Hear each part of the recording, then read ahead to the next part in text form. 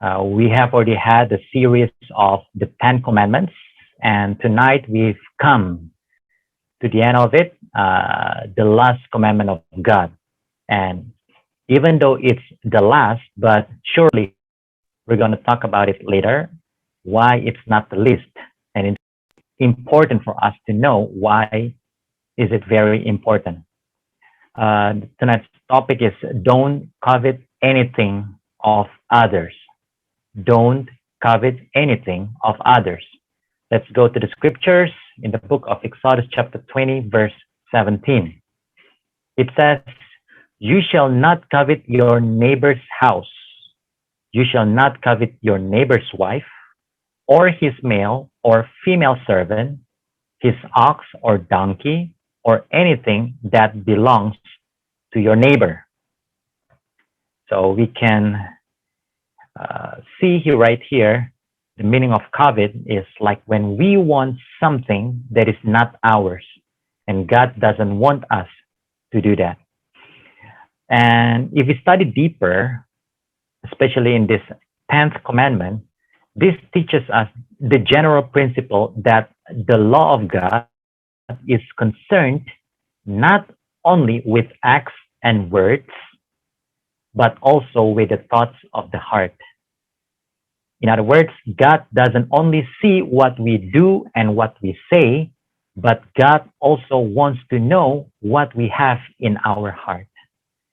For example, we know the 7th and 8th commandments, right? I hope that we were here when we talked about this 7th and 8th commandments. Let's say 7th commandment, we cannot commit adultery. Talking about sex, well, we have learned that previously that we cannot have sex with other people who are not our partner. And by the way, we have to get married before we have that sex, right?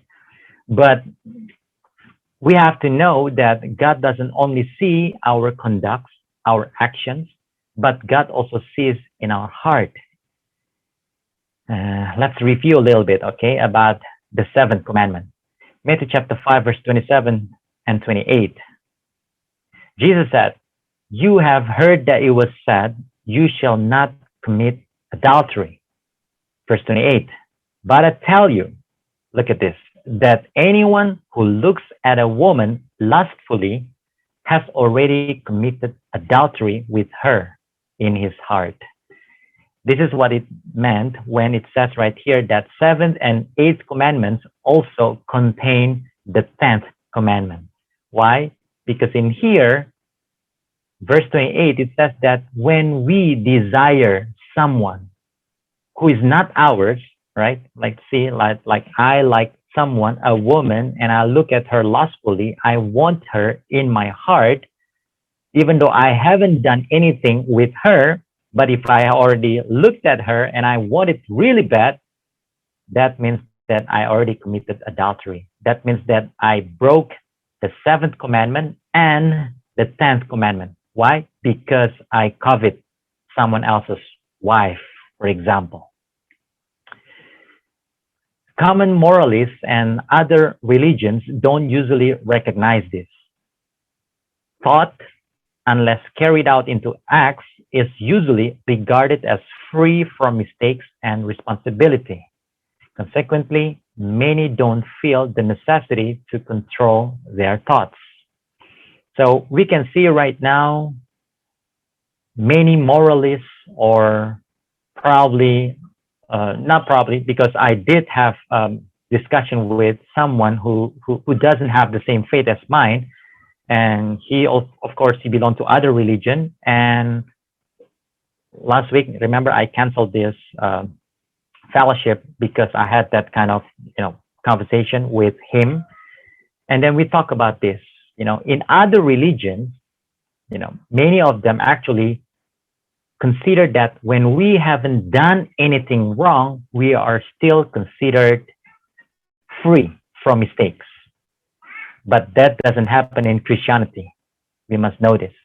This doesn't happen in Christianity. I'm talking about the believers of Jesus. If you and I, we believe in Jesus, we believe in God, we all know that God looks into our hearts. Okay, even though we haven't done that, But if we have it in our mind, God already considered it a mistake, a sin. And so we have to be responsible for that, right? So again, common moralists and other religions, they might not recognize this as a mistake because someone who hasn't done anything wrong is still considered free from mistakes, but God can see our heart. So if God sees something's wrong with our mind, God will consider it a sin. So in here it says that God has made it clear that he reads people's hearts and makes everyone accountable for it as well. First Kings 8 verse 39. This is the prayer of King Solomon. King Solomon says, "Then hear from heaven." He was talking to God, "Your dwelling place. Forgive and act. Deal with everyone according to all they do, since you know their hearts, for you alone know every human heart." So in here, King Solomon says that please forgive and please deal with everyone according to what they do. So God is going to deal with us according to what they do. But it doesn't stop right there. King Solomon also says that since you know their hearts, since God knows our hearts, because remember, only God alone, even Satan cannot do that. Only God alone can know every human heart. That's why we cannot be judgmental to others because we don't know. I don't know your hearts. I don't know what your opinion about this and that. But of course, God knows our heart. Okay? So we have to be very careful because God knows deep inside our heart and mind. Let's see this. Luke chapter 16, verse 15. He said to them, "You are the ones who justify yourselves in the eyes of others, but God knows your hearts." By the way, this is what Jesus said to the Pharisees, to the Jews right there, when they have some kind of conversation right there. And then the Pharisees, they thought that they were superior to Jesus because many people considered them as righteous people. And then Jesus said this to them, "You are the ones who justify yourselves in the eyes of others, but God knows your hearts. What people value highly is detestable in God's sight." So Jesus was condemning the Pharisees because they might look good to other people, but God knows their hearts because they are actually just hypocrites. And so right now, God is also telling you and I, brothers and sisters, that even though we might good look to other people, but God knows our heart, whether we have good intentions or bad intentions. And what people value highly, people might see that, oh, Reinhard is a good person, but if I have some bad things or bad thoughts in my mind, God knows it very well, and it is detestable in God's sight. Because in that case, I become a hypocrite, and God really doesn't like a hypocrite. So we better be careful, brothers and sisters, because God knows our hearts, and God doesn't judge only according to our conducts or our deeds or maybe our speech. Yes, of course, God is going to bring them all into the judgment, but God also cares about our thoughts. Be very careful. This is an example of sinful heart, okay? This is a perfect example of sinful heart. Let's read it. In the book of Luke, chapter 12, verse 15 to 21. Let's read it together. Then he said to them, this is Jesus. Jesus said to them, "Watch out. Be on your guard against all kinds of greed. Life does not consist in an abundance of possessions." So in here, Jesus was telling everyone to be on guard against all kinds of greed. In other words, Jesus said that God doesn't want us to be greedy. Put it in mind. God doesn't want us to be greedy. In fact, greedy people cannot go to heaven. Let's see. Verse 16. And he told them this parable. Jesus told them this parable. the ground of a certain rich man yielded an abundant harvest. Look at the story. Pay attention to it, okay? The ground of a certain man yielded an abundant harvest. He thought to himself, what shall I do? I have no place to store my crops. The rich man said that to himself. Then he said, this is what I'll do. I will tear down my barns and build bigger ones, and there I will store my surplus grain. And I'll say to myself, you have plenty of grain laid up for many years. Take life easy. Eat, drink, and be merry. So we got a situation right here that a rich man, he has a surplus of grain, right? He had plenty of wealth, right? Plenty of harvest in this case. And then instead of sharing with others, he was thinking about building a bigger barn to store the surplus grain. Remember, he had it in his mind, okay? But God said to him, you fool, this very night your life will be demanded from you. Then who will get what you have prepared for yourself? Look at this. God called him fool. Why? Because this very night your life will be demanded from you. His life was about to be taken. And God said that who will get what you have prepared for yourself? In other words, you should have shared with others. But because you don't know what's going to happen to you tonight, then you think about other things and you're foolish. Why? Because tonight your life is going to be taken from you.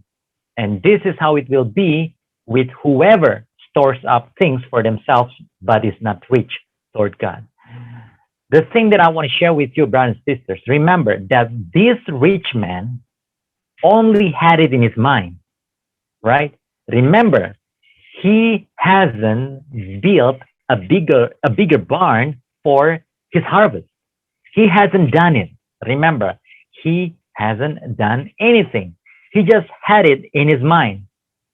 But then God said that his life is going to be taken that night, and God said that you're foolish. In other words, it's pretty clear right here that God is condemning this guy, and this guy is not going to heaven.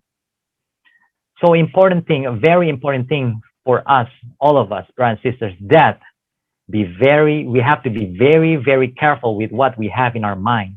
Because even though we haven't done it, but if we have already planned it, that means that we are doing that. And it's going to be considered guilt before God. Okay? So we have to be very careful. Not only that, let's study more about the 10th commandment. The 10th commandment, which is not to covet anything of others, also forbids all inordinate desire of having that which will be a gratification to ourselves. Inordinate desire, meaning excessive desire. You have too much desire over something. God forbids such thing. Why? Because when you are doing that, that means that you are discontent, meaning you are unsatisfied, you are not satisfied with the blessings that you have already gotten from God. And so you are discontent at your own lot and you are envious. And that shows that kind of envy at our neighbors, and these are sin. Okay? Let me break it down for you so that it will be simpler for you to understand. So, the 10th commandment, remember, you shall not covet your neighbor's house, your neighbor's wives, and so on, so on, and so on. We are not allowed to covet anything of others. Because when we do that, that means that we are not satisfied with what we have. I have this kind of house, but when I see someone else has bigger house, and I become envious, of that person, and so I really want it that bad, and that is a sin before God. So we have to be very careful, because not only we are not grateful, we are not thankful to God, also we are envious we are jealous of other people, and that is considered a mistake or a sin before God. So we have to be very careful. You know, brothers and sisters, when I talk about this with other people, you know, some people say to me that, how could it be that we don't have any kind of desire in this life? Because, uh, like, for example, talking about success, you know, we can see some motivators on TV or on social media. You know, they're trying to tell us that yes, we can be just like them. They were zero, but now they became someone, and so they are giving us some kind of motivation. And so, of course, we must have that kind of desire. But let me tell you something: the difference between that kind of desire and the desire that we are talking about right now.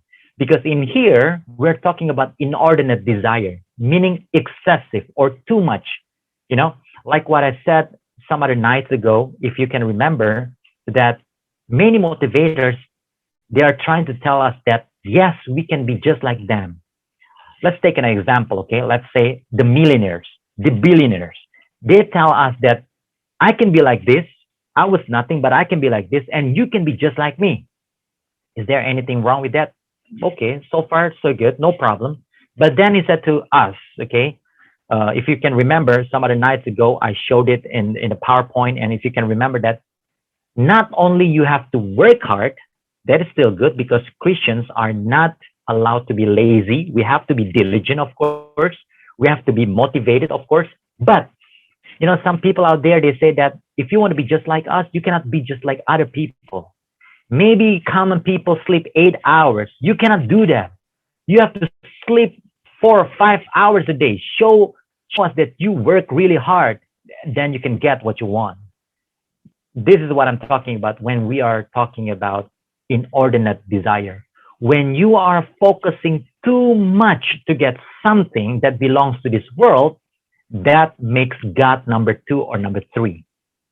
You understand?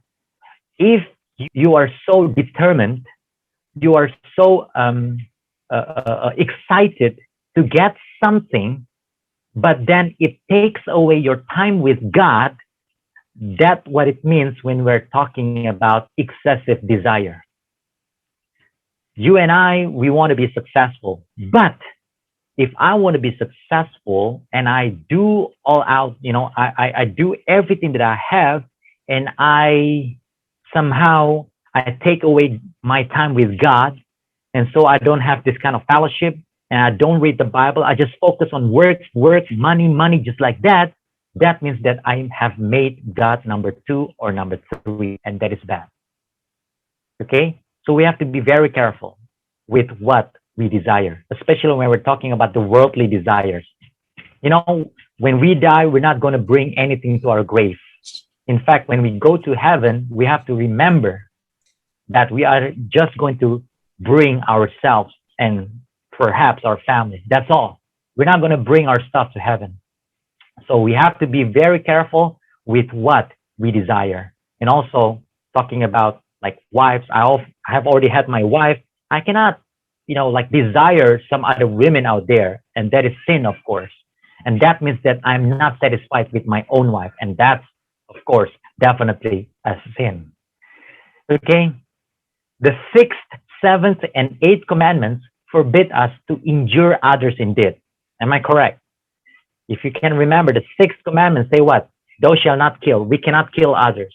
The seventh commandment, we cannot commit adultery. The eighth commandment, we cannot steal. Because if I steal someone's property, you know, someone's things, someone's goods, that means that I, injure others in deed, in action. And the ninth commandment, we talked about this 2 weeks ago, forbids us to injure others in word. Because when we lie to other people about someone, we talk bad about others behind them, we are injuring others in word, through our speech. Okay? But the 10th commandment, this is interesting because we injure others in our thoughts. However, it is true that no human eye can see the coveting heart, right? I cannot judge you and you cannot judge me because you don't know my heart and I don't know your heart either. Only he who possesses it, only that person himself. And remember, sometimes we don't realize that It is not only I who know our heart, but it is also the all-knowing God. So we know ourselves, we know what we have in our mind, but we forget that there is someone else who knows our heart, and it is God. Okay, so we have to be very careful, right? Because other people don't know my heart, but God knows very well my heart. That's why, brother and sister, sometimes we can tell, we can make an excuse, right? When we talk to other people, we can say, oh, when we have some kind of argument, right? And others say that, hey, why you're doing that? And I said that you don't know me. You don't know what I have in my mind. You cannot judge me. We can say that to other people, but we cannot say that to God, because God knows every little thing that we have in our heart and our mind. So we have to be very, very careful. The 10th commandment, as I said, might be the last one, but not the least. Definitely not the least. In fact, it is the root of many sins of word or deed against our neighbor. It is the root. How do I know that? I didn't say that because, as a matter of fact, it's not a coincidence that God put the 10th commandment there. Thou shalt not covet right there at the end. It's not a coincidence. Why? Because it's the root of many sins or word or deed against our neighbor. This is what I'm talking about. James 1 verse 14 and 15. Look at this. Each person is tempted when they are dragged away by what? By their own evil desire and enticed. Then, after desire has conceived, it gives birth to sin. And sin, when it is full grown, gives birth to death. So you can see right here that many times we blame Satan. In Indonesia, right here, there are so many criminals when they did that thing, and then they were captured by the police. And then when the police asked them why you did that, and then they would simply just say, "Oh, sorry, I was possessed. Satan made me do this and that. I was possessed." But then in here, it's clear that we cannot just blame Satan, because we are tempted by our own evil desire. Let's get back to Adam and Eve, our forefathers, right? Our parents before, long ago. So we all know the story that Satan, in the form of serpent or the snake, he tried to tempt, Eve. Let me tell you something. If only Eve was, that strong, I'm talking about Eve didn't have that kind of desire to be like God, no matter what Satan said to her, she wouldn't take notice of that. She would just ignore it. We gotta be sure of it. Why? Because the thing is, yes, Satan said that. Satan tempts us because that's his job anyway. That's Satan's occupation, to tempt us. However, we must know that, when Satan talked to Eve, Satan said what? You're not gonna die. You're gonna be like God, knowing good and evil. And that's the moment when Eve said to her own heart, that she want to be like God. Remember, right at the point, Eve, she wasn't hungry because she was in the perfect Garden of Eden, right? You remember that, right? She wasn't hungry, but she had something in her mind that she want to be like God. In other words, that she had that kind of desire that she want to be like God, knowing good and evil. And so we all know that finally she fell into sin, and then she said it to Adam, and she shared the fruit to Adam, and Adam ate it too, and they both fell into sin. What I'm trying to tell you, brother and sister, that yes, it is true that Satan always tempts human beings. You and I, we are just human beings, and so till we die, we are always tempted by Satan. However, we must know that in ourselves, we have that kind of desire. And our own evil desire is the thing that makes us fall into sin. Like what I told you before, yes, Eve was tempted by Satan, but don't forget that Eve had it in her mind that she wanted to be like God.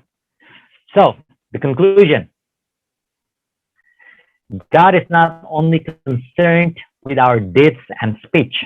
Remember, the 10th commandment has proven it all, that God also wants us to have pure thoughts. And yes, He reads our mind. That's why we have to be very careful of what we think of.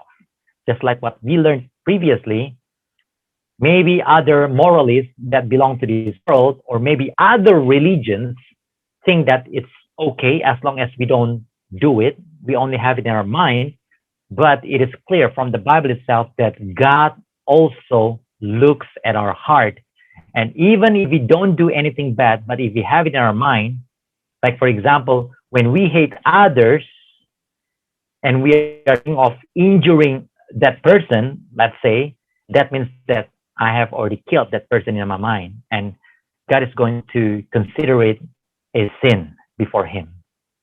Another thing that we cannot have wild desire of having something belongs to this world. Yeah, okay. We're gonna have wild desire, excessive, I can say excessive desire of having something belongs to this world. Why? Because when we have that kind of thing, that means we are not thankful.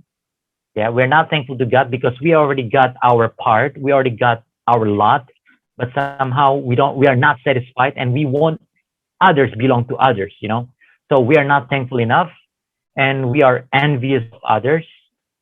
Another thing also, this is very serious, that can also mean we are putting God, we are not putting God as our priority. As I said before, yes, many motivators say that we can be like them, and so we are so motivated. But if we have that kind of desire to have wealth or anything, oh, that person has good looking body, and so I have to be like them, not in order for me to, you know, to be healthy, but I just want to show off my body, and that's really wrong, you know. And we are putting God as number two, number three, number four, and so on, and that is of course a sin. We cannot do that, right? So the 10th commandment also forbids us from having wild or excessive desire over some things that belong to this world.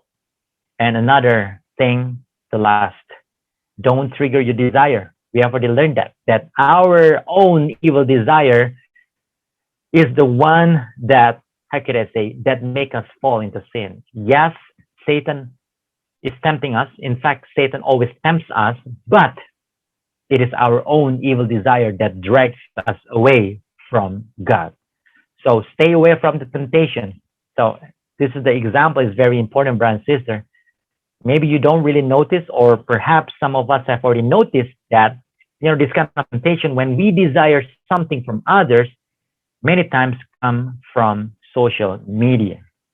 You know, when I see in my social media, let's say Facebook, Instagram, or I don't know about Twitter, or like YouTube, or all social media, we have to be very careful when we browse the internet, because when we see other people, somehow we have that kind of wild desire to be just like others.